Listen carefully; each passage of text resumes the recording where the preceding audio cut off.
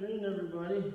Karen has moved to proper distance, so I have taken my mask off so that I can come through clearly. Before I begin the reading of the memoir, this is pretty much hot off the press. About this time yesterday, we got the message from Archbishop Kurtz and his guidance with regard to reopening churches. You will have that coming to you in many ways. You're going to get it from here. You're going to get it, I think, in the record. Now, I must confess, I haven't seen my record. If it comes this afternoon, it'll only really be about one day late. I normally get it on Saturday. So there was yesterday's mail and I didn't see it. So maybe 2 mails late, 2 deliveries. Anyway, I'm told by those who have seen the record that the Archbishop's message is there. But he sent electronically, to priests and administrators, a copy of what he's sending. And one of them is a letter to us, priests. Another is a letter to you, the faithful. And then about 4 pages of guidance with regard to the reopening. I'll mention just a couple of things now, and then perhaps some more tomorrow. But let me also tell you that just as soon as I got it, I forwarded the entire package from the Archbishop to the parish council memberships of St. Ambrose and St. Ignatius. And so they have it, and they're responding, in terms of saying to me, Father, how do we prepare and what do we do in compliance with the Archbishop's guidance. And again, another way that I'm going to be communicating to you about it, in addition to the YouTube and Facebook, our tapings, is that you're going to get a mailing. You've gotten a couple of them now since the suppression started on the 16th of March, and you're going to be getting another mailing with the bulletins of recent weeks, a cover letter, and more guidance. And that I expect to be in your mailboxes by Monday or Tuesday at the latest of next week. Opening day is the 20th of May. That is the vigil of the Ascension. Now, the Ascension, as you know, celebrates the moment when Jesus ascended into heaven. It's 40 days after Easter. And in the past, I would have told you it's a holy day of obligation. But at this time, there is no such thing. Because that's one of the major points that the Archbishop makes. That he has dispensed the obligation to attend Mass. Nobody is required to attend Mass. No matter what your age, you're not required to attend Mass. Not on a weekday, not on a Sunday. You're not required. If there's a requirement, it is to pay attention to your own symptoms, and if you're at all feeling vulnerable to either conveying illness or getting it yourself, stay home. So he is following the guidance of the governor and limiting the amount of people who can attend. And we'll take a number of steps. I've been in touch, as I said, with parish councils and a couple of other volunteers about disinfecting hard surfaces in the churches between now and next Wednesday. Another thing that will be very different is that we'll all be wearing masks. You're to wear a mask when you attend, and anybody who comes with you should have a mask on as well. Don't sit within 6 feet of anybody with whom you don't live. So, family members coming from the same household, sit together. We'll also create an aisle, in effect, between each pew. Because instead of coming down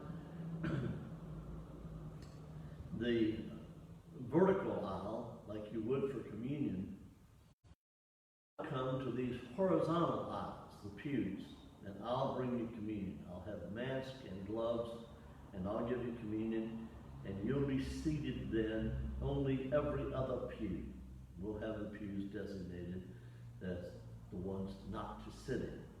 That way I can come down the aisle and then into a pew and then distribute Holy Communion. That's the only time I will violate the 6-foot distance rule, and there'll be that moment when I hand you Holy Communion and then you reach under your mask to consume. So just a couple of the things that'll be happening. You'll see the hand sanitizer. We'll encourage you to use that. And I guess the key word from my point of view is gradual. I don't look for us to fill the churches, immediately. I think that we will be like going out sort of on thin ice and testing it as we go. But anyway, this is the guidance from our Archbishop, and I don't have any more, what should I say, eagerness than he does. I take my cue and my pace from him, and I don't plan to rush things at all. But I look forward to seeing anybody who wants to come, and we will, follow his guidance. Again, you will be able to learn about that guidance both from his letter and from broadcasts here and communications that I will be sending to you in the mail. Now, for the reading of The Right Place, the Right Time, Memoir of a Kentucky Priest, we are still in the period 1633 to 1947. I have been talking about priests of the early days of our diocese, and I have hinted a bit about our first bishop, Benedict Flagey. Today we're going to hear a good bit more about his life and career. And that'll take us through part 4. And so anyway, I hope you're enjoying it so far, and I hope you're learning about things in which I think we all can take a justifiable pride as being the first inland diocese in America, as being a place where the faith of Catholics has been and continues to be strong. And that faith and that practice of religion here in Kentucky has contributed to the church throughout the nation and the world, and you'll see more of that as we go. The Right Place at the Right Time, Memoir of a Kentucky Priest, 1633 to 1947, Part 4. Earlier, I referenced Bishop Flagey's travels and travails. There was an enormous amount of both. We have noted the states and territories encompassed by the diocese in its early years, and the bishop traveled them extensively via every conveyance then in use, to include wagon, stagecoach, flatboat, paddle wheel, horseback, and foot. We should bear in mind that Flagey was nearing 50 years of age when he arrived in Kentucky. The passenger locomotive was not commonly in use until the bishop's most senior years. An interesting footnote of history is found in the fact that the ceremonial first stone of construction for the first railroad in America was placed by Charles Carroll, the only Catholic signer of the Declaration of Independence and cousin to the Archbishop of Baltimore, John Carroll. Much of Bishop Flagey's travel was to perform sacramental ministry for the distant missions. He also needed to gather information for the reports to Rome with which the Pope would make decisions on such questions as where to establish new dioceses, and he accomplished much more, planned and otherwise. And the central source for this information is the second volume of Sketches, written by Martin John Spaulding. Sketches of the Early Catholic Missions of Kentucky was published about 8 years before Flaget's death.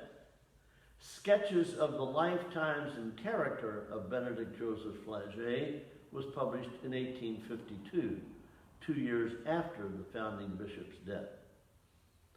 Spaulding's sources included 34 volumes of Flaget's journal and some 3,000 letters, as well as notes kept by his priest secretary, Peter J. Lavial. It is worth noting that Spaulding acknowledges the assistance of the Very Reverend Stephen T. Batten. This second volume especially is one which I read not only with attention, but with genuine awe. Throughout my personal and professional life as a Kentucky priest, I have read and heard phrases such as, quote, the sainted Flaget. Cruz writes of him as, quote, the one figure who towers above all others, revered constantly as an uncanonized saint, unquote. I must admit personally to moments when I have responded to such comments as hero-worshipping hyperbole. And if there is anyone who might be excused for having a bias based on emotional attachment, it would certainly be Martin Spaulding. Yet it seems to me that he writes with the objectivity of a journalist. Spaulding's description of the breadth of Flaget's travels against the challenges they presented, the work accomplished, the myriad ways in which he touched souls, reveal that he was remarkable by any standard. Descriptions of the travel are at times harrowing and humorous. One story is told of the great farewell tour of the American hero, or the hero of the American Revolution, the Marquis de Lafayette, Frenchman, of course, who contributed greatly to the war in our revolution against Great Britain. Well, in the 1820s, Lafayette was a senior and revered statesman, and desirous of seeing the country opened up by Lewis and Clark and their expedition, he chose to travel west on the Ohio River. Near the mouth of a spring, about 7 miles upriver from present-day Tell City in Indiana, his flatboat struck a submerged sandbar. The aging gentleman was thrown into the swirling waters and barely escaped drowning. On one of the bishop's trips to St. Louis around Christmas time of 1817, the, quote, cabin of the commercial boat, measuring 20 by 12 feet, accommodated more than 30 persons. Spaulding tells that this collection of people included 8 members of the family of a Jewish physician, a troupe of comic actors, male and female. The bishop's party included clergy of various ranks and an assortment of others, white and black. This boat comprises, Spaulding writes, the Old and New Testaments. It serves as a synagogue, a cathedral, a theater, a hospital, a parlor, a dining room, and a sleeping chamber. It is in fact a veritable Noah's Ark, and what is astounding, peace and reign here, end quote.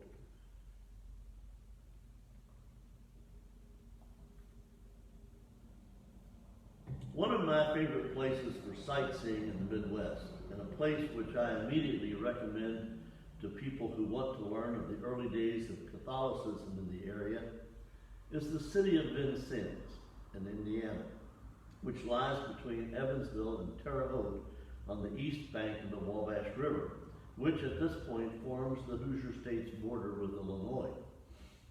A very significant center of development in the United States civil and military history prior to the Declaration of Independence, Vincennes is likewise a center of ecclesiastical and religious history prior to the development of the Diocese of Bardstown. As we have seen, Benedict Flagey served there several years before he became bishop, and as we will see, he was there a lot after he became bishop. After Cincinnati and Detroit, Vincennes became the third diocese to be cut from Bardstown when Simon Broutet was named bishop in 1837. St. Louis and Mobile preceded Detroit, but they had not been in the Bardstown jurisdiction. Bishop Broutet and 4 of his successors are entombed in the Basilica in Vincennes. The visitor is welcome to reverence their memory, as well as to peruse the library which Broutet, who trained as a physician, created. His library was comparable in size to that of President Thomas Jefferson, the seed of which grew into the Library of Congress. Broutet's library in Vincennes and the seminary in Indianapolis, which bears his name, are currently the scene of much academic inquiry as the cause for his canonization as a saint moves forward. Simon Gabriel Broutet became a priest on the 10th of June of 1808. 2 months earlier, his countryman Benedict Flagey had been named Bishop of Bardstown, the appointment of which Cruz writes, quote, he was trying mightily to be relieved, unquote. However, having taken his unsuccessful plea directly to Pope Pius VII, Flagey was still in Europe, having, as we have seen, some real success at recruiting seminarians and priests to assist him. He called on Broutet, who eagerly accepted the new bishop's invitation. However, Broutet's mission field for several years was Maryland, where he served both St. Mary's, at Baltimore and at Emmitsburg. There he became fast friends with the family of Elizabeth Bailey Seton, who would become the founding superior of the Daughters of Charity, and in 1975, the first native-born American to be canonized a saint. The considerable correspondence between Seton and Broutet and Flagey provides us with much of the detailed information which we have about these religious heroes of the American frontier. Naturally attracted to the historically French community of Vincennes, Broutet had also, from his earliest thoughts of coming to America, possessed a desire to serve the native population of the Northwest Territories. He would do this as well as welcome other ethnic groups as they settled Indiana. Lasting barely 5 years, his ministry as bishop was nonetheless foundational and far-reaching. Physically frail though he was, he faced all the hardships of life on the frontier as he traveled to establish missions at what would become Chicago, as he encouraged Stephen Badin in his work among the Potawatomi villages around South Bend, as he welcomed the Croatian priest Joseph Kundek and his pastoral efforts among the German migrants near Jasper, as he visited and supported Englishman Michael Shaw, who ministered to Swiss families settling along the Ohio River at Vevey and in the railroad town of Madison. Perhaps his most difficult work, though, spiritually as well as emotionally, was having to watch as the federal government began and continued to force migrate the First Nations of Indiana, Illinois, Missouri, and other states to reservations in the Kansas and Oklahoma territories. Broutet shared this grief with another saint, Sacred Heart Sister Rose Philippine Duquesne, canonized in 1988, whom he met at the beginning of her ministry in the Midwest and at the end of his.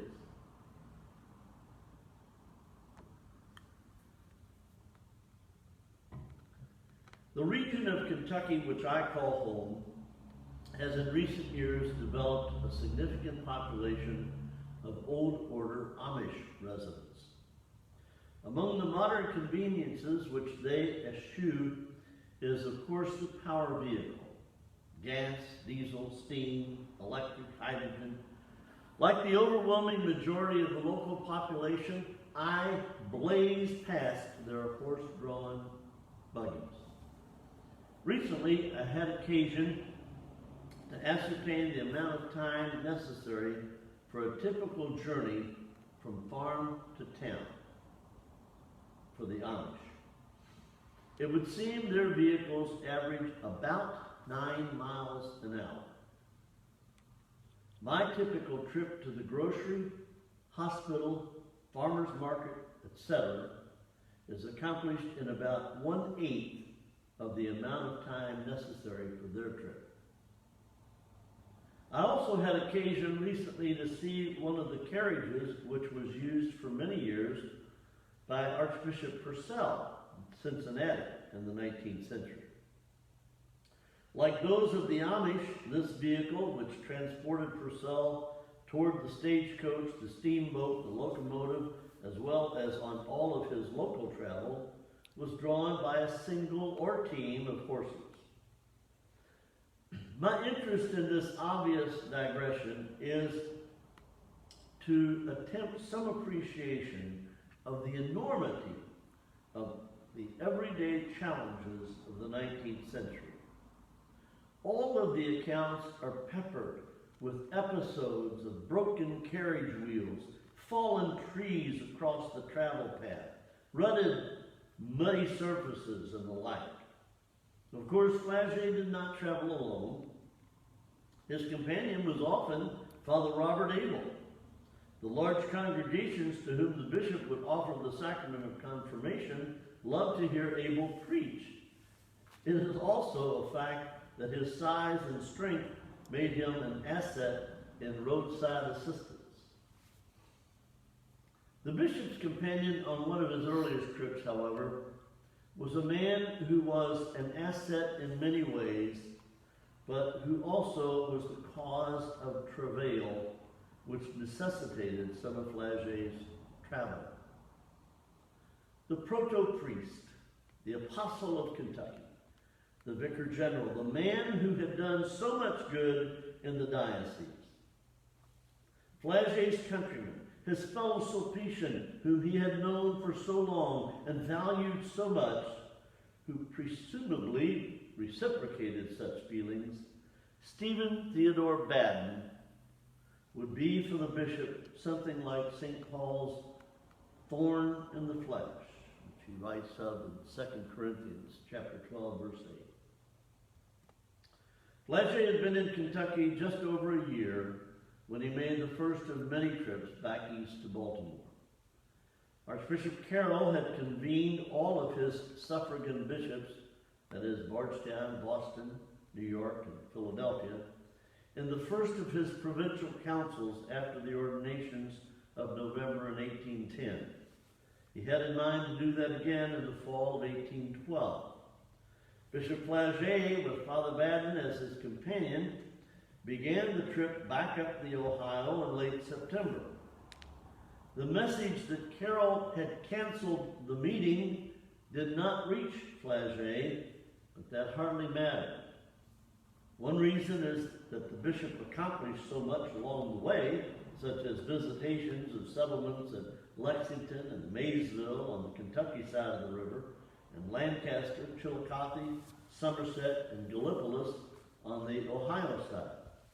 He stopped also at Wheeling and Pittsburgh before they went over the mountains into Maryland.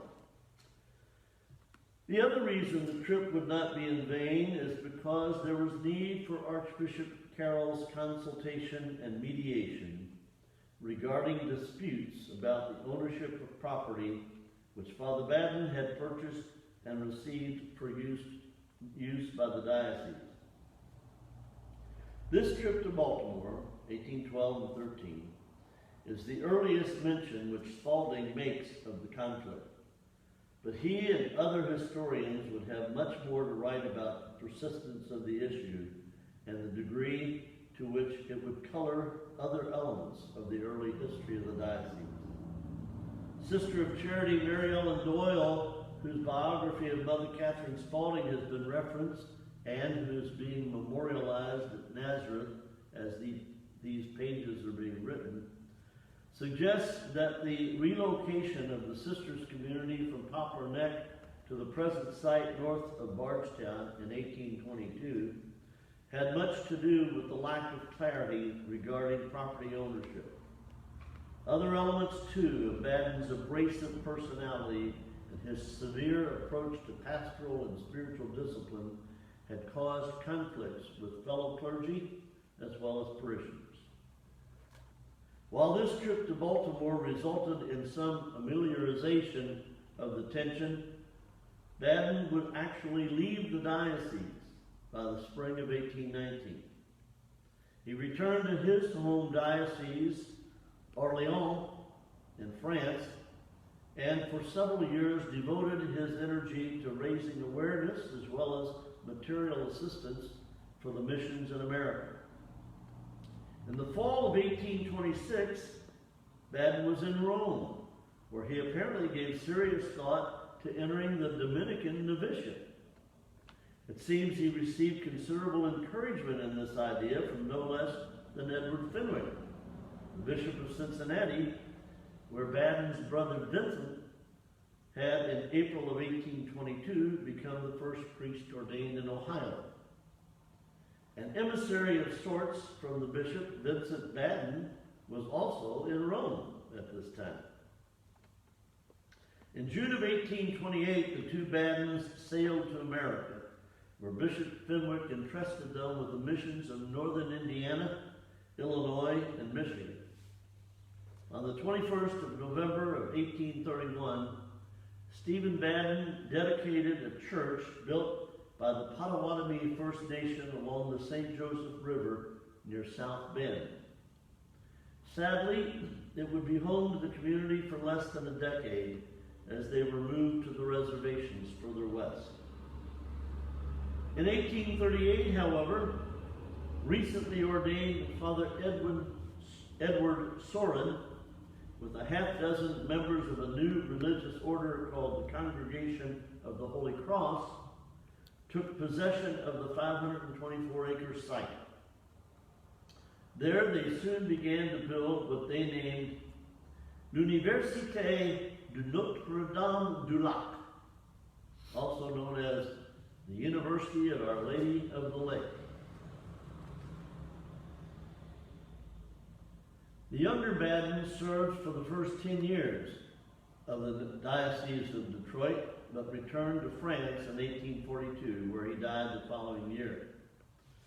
For his part, the aging proto-priest of America continued to provide significant and effective ministry, even if it was prickly and itinerant. After the departure of the Potawatomi, Baden served Cincinnati, although he continued to make fundraising trips to St. Louis, Baltimore, and Washington. Passing the 50th anniversary of ordination in 1843, he began a 5-year tenure in the missions around Kankakee in western Illinois. His rifts with Flagey were never healed. And yet, Schaunger points out that, quote, the two Frenchmen never became enemies, for they were too big for that, unquote. And as we will see, Baden provided a rather poignant moment at Flagey's funeral. As we have seen, Flagey was familiar with Vincennes and the northwestern part of the diocese from his earlier service as a priest there. His first journey there as bishop was in part a response to a petition from the parish for a permanent resident priest. Using Vincennes as a base, he would go to St. Louis and to those early Jesuit missions along the Mississippi River. One which would develop a bit later, but which would have a significant connection to Kentucky, and which makes a wonderful destination for today's traveler, is St. Genevieve, Missouri. This is the town where the great Belgian draft horse of a priest and builder of churches, Charles Neritz, spent the last weeks of his life and ministry in the summer of 1824. Webb describes in detail events which preceded his departure from Kentucky and the strain which these conflicts brought to the soul and psyche of Bishop Flaget. Sister Mary Ellen, too, writes of a particularly distressing episode in her biography of Mother Catherine. Quote, "This episode was dropped from published history, doubtless to spare family members and descendants." The setting was a parish in Scott County, second only to Holy Cross among the oldest in the area. In the mid-1820s, a personal relationship developed between Sister Perpetua Alvey and Father Charles Coombs as they shared the ministry in the parish and school. Intervention and counsel were provided by both Mother Catherine and Bishop David. Eventually, though, Perpetua and Charles were married by a Methodist minister in the Alvey home. Church law required, quote, "the public excommunication of the unfaithful priest," which took place in the Bardstown Cathedral on the 1st of November of 1827, with a huge crowd there to witness Flaget's stern but intense grief, unquote. Word had also come to Bishop Flaget from his colleague, Father Gabriel Richard in Michigan, of a fractional conflict in the congregation along the Raisin River. This locality had been the site of one of the decisive battles in the War of 1812, in which a significant number of militiamen from Kentucky participated. The parochial conflict, which seems to have involved maintenance and upkeep of a church, had gone on for several years, and Father Richard had even imposed the ecclesiastical discipline of interdict, whereby an entire congregation was refused access to the sacraments. Flaget departed Bardstown for Michigan in the company of 4 others, all on horseback, in mid-May of 1818. Along the way, he took his own turn in serving the Native American community. In a setting wherein he had no language interpreter at all, he used gestures such as the sign of the cross and postures such as genuflection to assess their level of catechesis.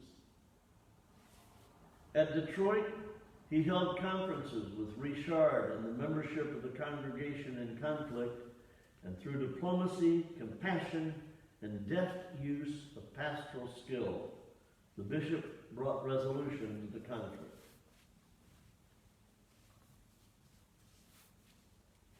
This trip, when it was less than half complete, proved to be especially costly to Bishop Flaget.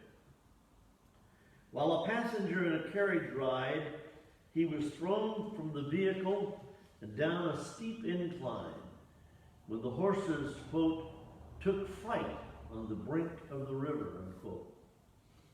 The medical treatment which he received for a contusion to his shoulder was a bleeding, in response to which he prayed, quote, "Lord, I have often wished to shed my blood for your glory, but is this martyrdom?" Unquote. The shoulder wound would persist for the rest of his life.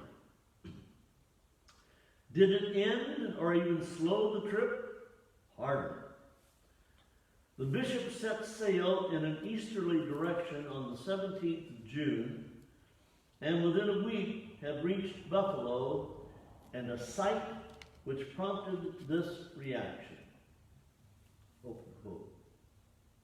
These falls present the most grand and sublime spectacle which a mortal can contemplate on earth. No words can express the sensations produced on the soul by these torrents of water, forming a sheet nearly a mile wide and falling perpendicularly 150 feet. Until our arrival, the sun had been hidden by the clouds, and it continued so for a time, when lo, on a sudden, the solar rays pierced the clouds, causing us to enjoy the sight of numerous rainbows. It is impossible for the coldest soul not to become warm at the sight of this wonder. God is wonderful in the highest. Great is the Lord, and exceedingly to be praised. End quote. He continued by steamboat across Lake Ontario, passing Kingston and entering the St. Lawrence River, quote, impeded by the rapids which were very dangerous to the navigator, unquote. On the 5th of July, he reached Montreal, where his heart was, quote, inebriated with joy as he was welcomed by his fellow Sulpicians at the major seminary there. On a side trip, he visited the shrine which memorializes the French Jesuits who had been martyred by native tribes of the region 170 years earlier. For his part, Flagey was visited by a congregation of the Algonquin community who carried a banner with the words Ave Maria, who chanted hymns, and who led him to their village and knelt for his blessing.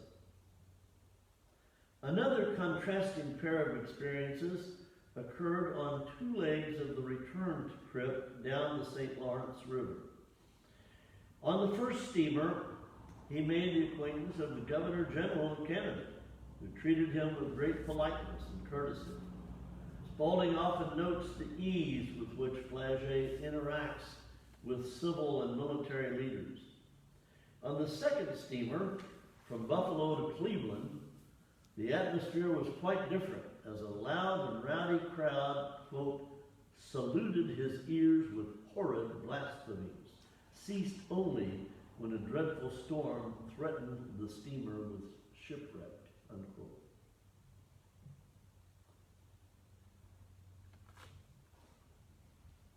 By the end of August, Bishop Flagey had returned to northern Indiana, where he was welcomed by Governor Jonathan Jennings and Army Colonel John Johnson to participate in what became known as the Treaty of St. Mary's, the most significant conference of its kind to this date, 1880, in U.S. history.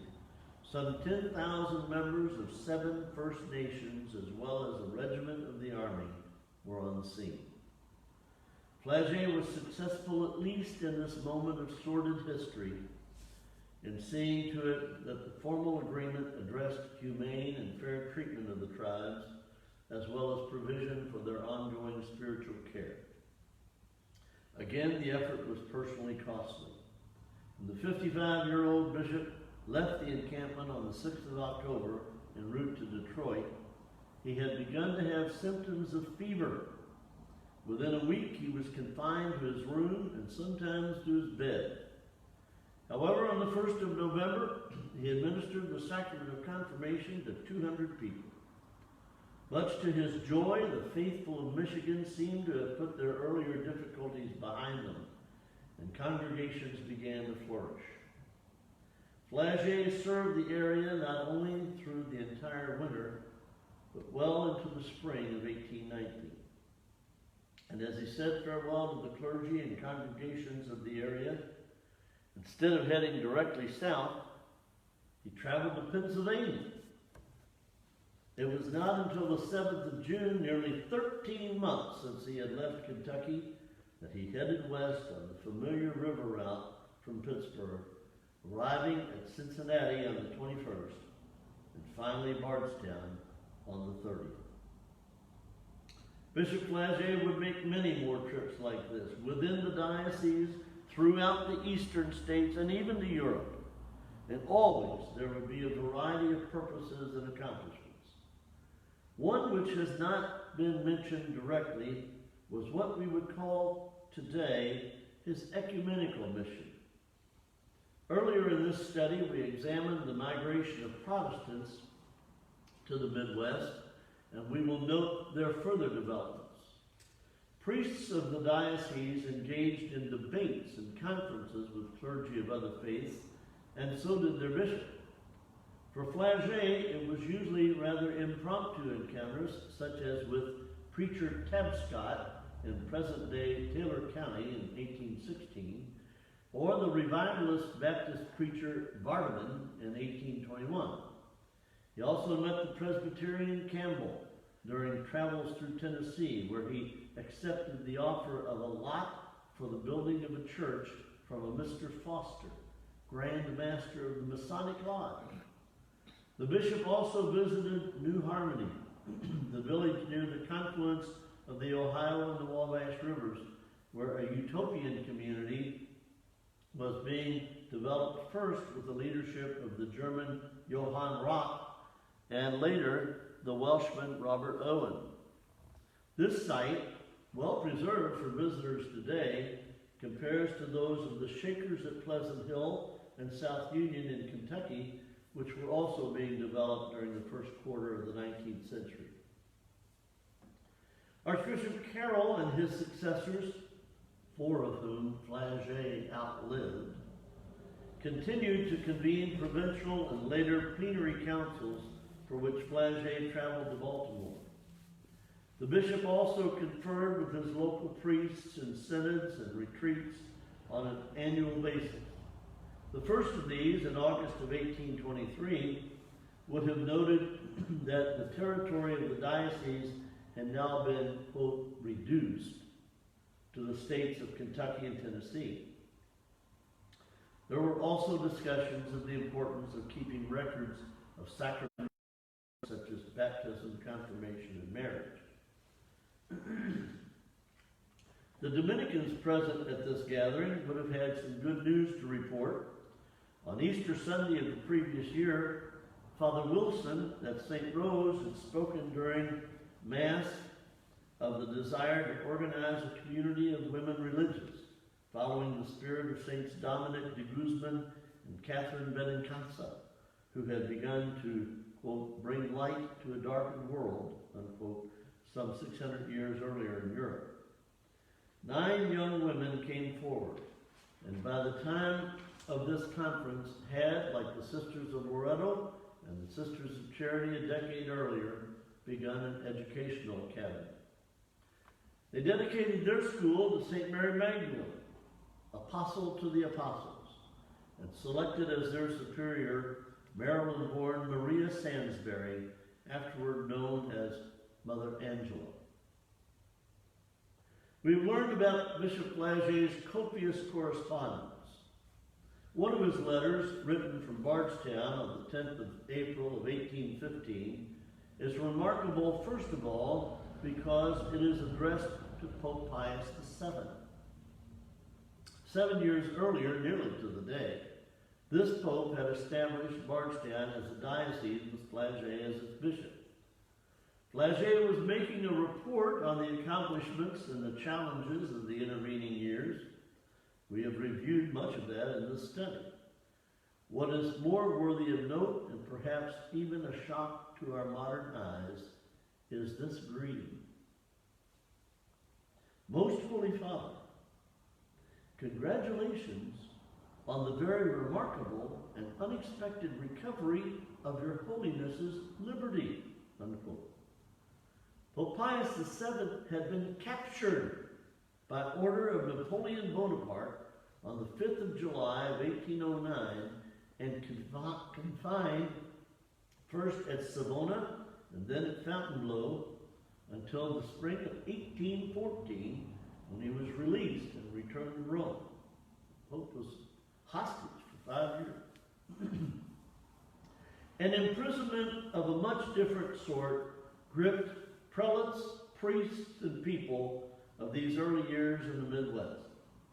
By no means unique in the settlement and development of these frontier population centers, Bardstown, Lexington, Cincinnati, Vincennes, and especially Louisville were scenes of major outbreaks of disease and pestilence.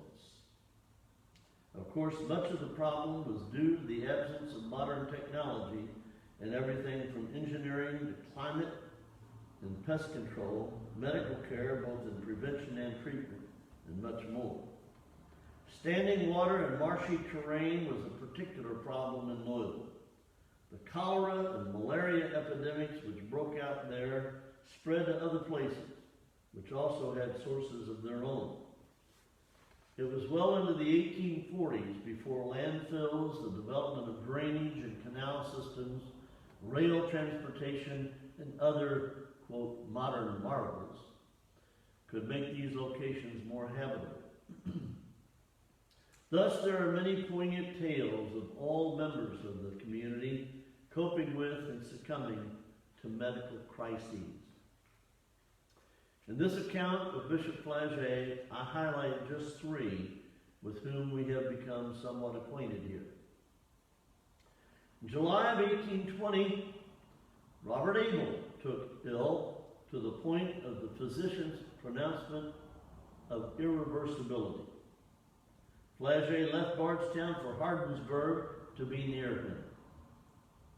After several days, the bishop's favorite preacher came around with a happy outcome.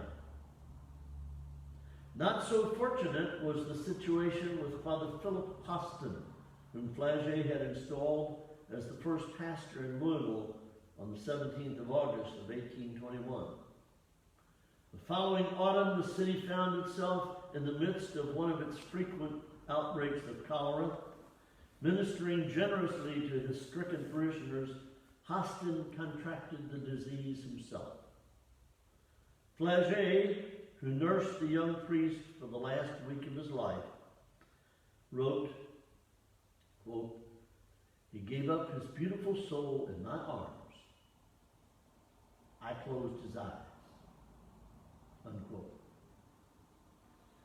Webb quotes an eyewitness that the bishop, quote, "attempted the delivery of a eulogy, but he had scarcely begun when he was overcome by his feelings and obliged to desist," unquote. In 1826, Flagey would again take on the role of fatherly nurse, no doubt with similar emotions. This time the scene was near Clementsville in Casey County, and the victim was one who had come to Kentucky as a seminarian, the first whom Flagey would ordain in St. Thomas Church.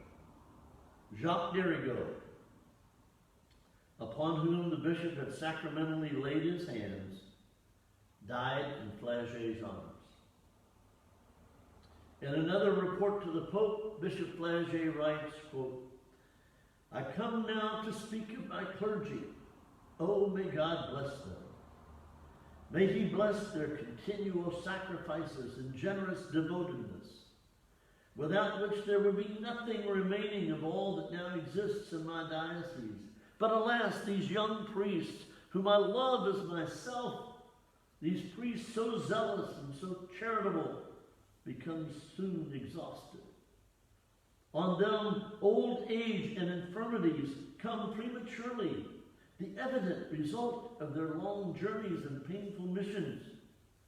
Already many are enfeebled and almost without resource. Whither will they go after labors so glorious?" Unquote.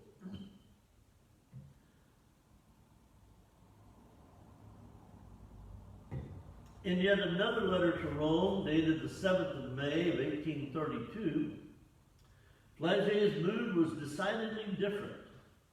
This was a letter of resignation. He had served as bishop for over 20 years, and in his late 60s, his health, particularly his hearing, was deteriorating. Since the Pope had only recently appointed Francis P. Kenrick, pastor of the cathedral, to be coadjutor bishop of Philadelphia, And since Bishop David was 2 years older than Flaget, he recommended, at least by implication, that Guy Chevrat be appointed as his successor. What follows for the next few years is a period of real confusion in the diocese. When David becomes ordinary, Chevrat coadjutor, and for a time, Flaget is vicar general. Several historians refer to this peculiar situation, but Cruz offers the most clear description and analysis. One wonders if during this period our good Bishop Flaget was perhaps wishing that he had accepted the approval of Father Urban Gouillet when back in 1804, Flaget had applied for a mission to the Trappists. But he had not, and he would remain ordinary for nearly 2 more decades. However, he begins that period of service with a trip to Europe. Having been reinstated in 1833, it was Flaget's responsibility to make the Ad Limina visit to Rome. This is a report which bishops, archbishops, and superiors general make, quote, to the threshold. That's what Ad Limina means, to the threshold of the Vatican.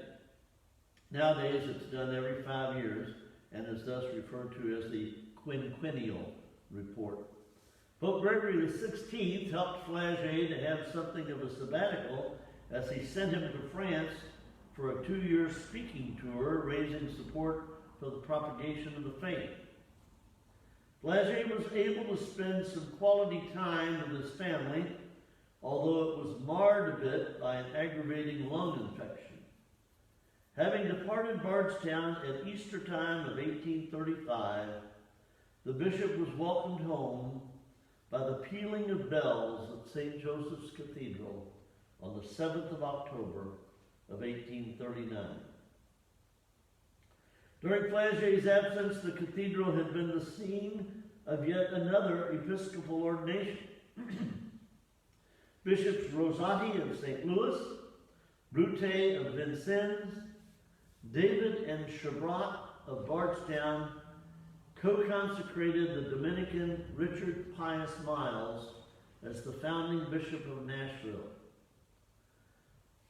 Thus, when in the following year Bishop Flaget decided to make a pastoral visitation of his diocese, traveling over 600 miles on horseback, his trip included only the Commonwealth of Kentucky. He was 77 years of age. A major topic of conversation during the Ad Limina visit was Flaget's recommendation that the headquarters of the diocese, the See City, be transferred from Bardstown to Louisville.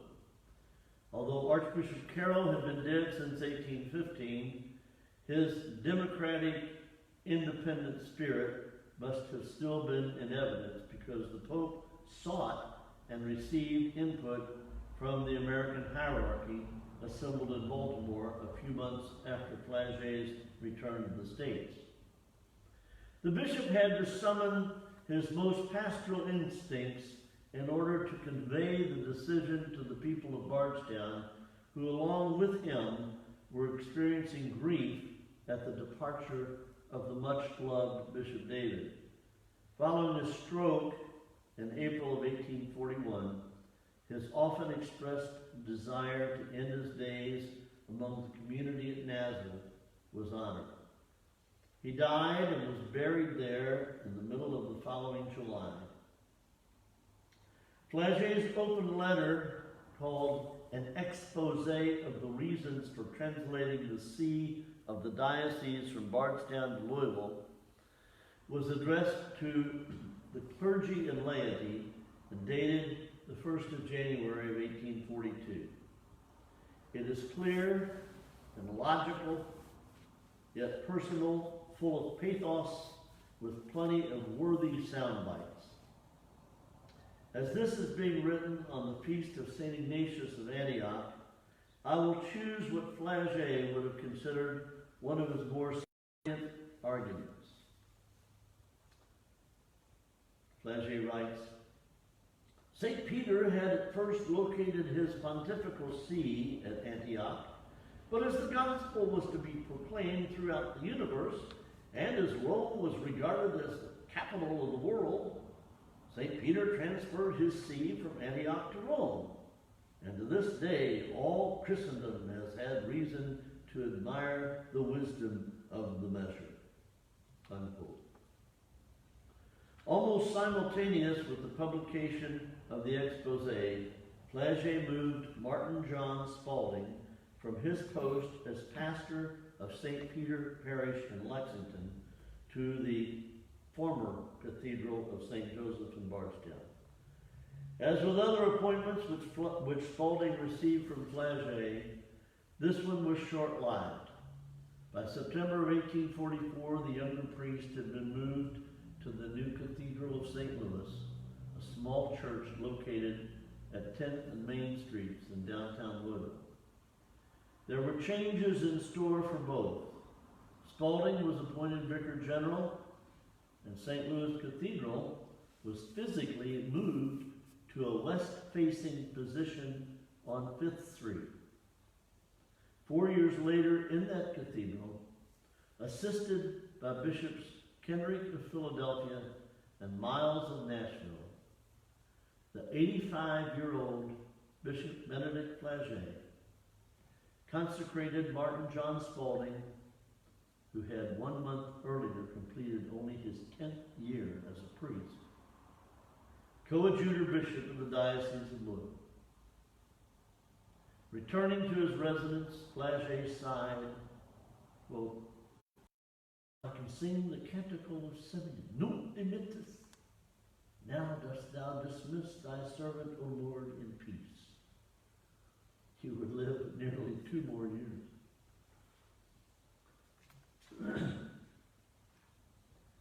On January the 8th of 1848, Flagey made Spaulding the executor of his last will and testament and turned over to him the episcopal administration of the diocese. Later that year, on the Feast of the Assumption, Kentucky-born and European-educated Bishop Martin Spaulding blessed the cornerstone of the new cathedral of the Diocese of Louisville under the patronage of the Mother of God. Benedict Joseph Flagey was able to watch the proceedings from the porch of his residence across the street. It is not recorded just how well he could see 3 months short of his 87th birthday. There would have perhaps been a blessing in this one. One priest who had, sorry, I didn't have a good inflection there. I was saying how Flagey probably couldn't see. There would have perhaps been a blessing in this. One priest who had disagreed with Bishop Spaulding regarding the location of the new cathedral, or perhaps the fact that its superstructure was being erected around the smaller but functioning Cathedral of St. Louis, after the ceremony and the dispersing of the congregation, was seen walking at a deliberate pace around the foundation in cassock, surplice, and stole of mourning, chanting Miserere, Lord have mercy. It was Stephen Theodore Batten.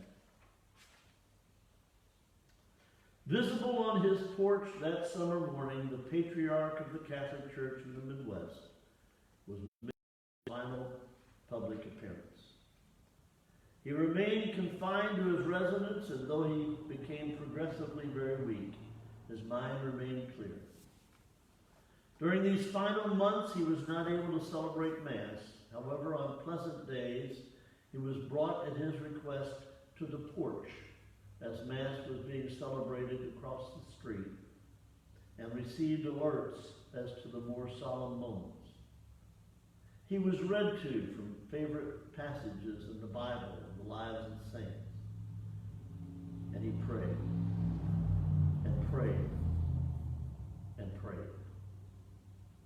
The shoulder wound from the fall 21 years earlier in Michigan showed itself as a tumor, but it responded to treatment. The winter weeks, however, were difficult, and on the 10th of February of 1850, the symptoms of the end began to be unmistakable.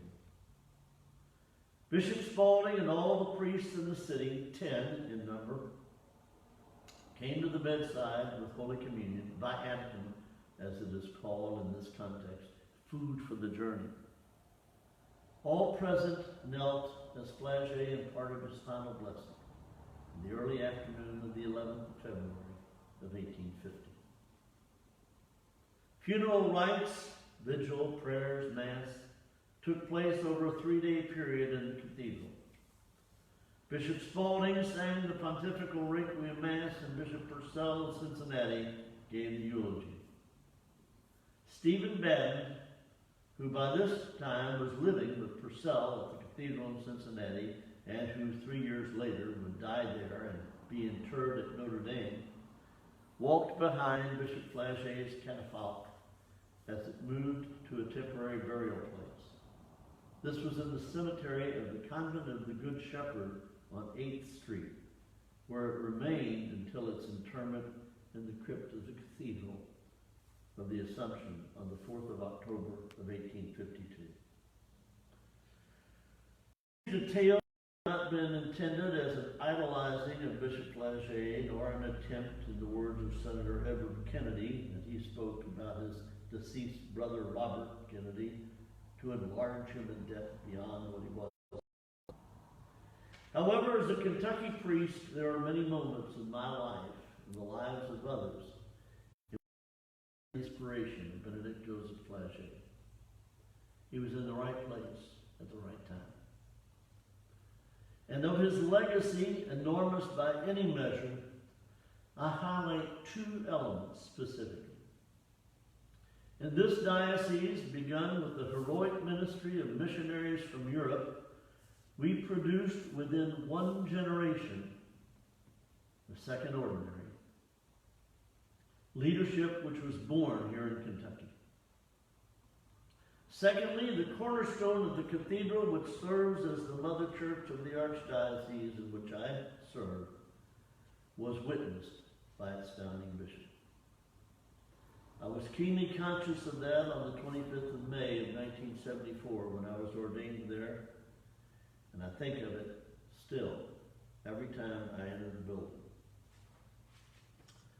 Well, that's section 4. Tomorrow I'd like to do section 5 of this first portion. It's considerably shorter, and then I'll add to it a couple of other pages which are sort of out of sequence, and I'll explain that tomorrow. And then next week I'll do another whole section which is way out of sequence, and that will wrap up all that I have written of the right place at the right time. Thank you, Karen. That's a wrap.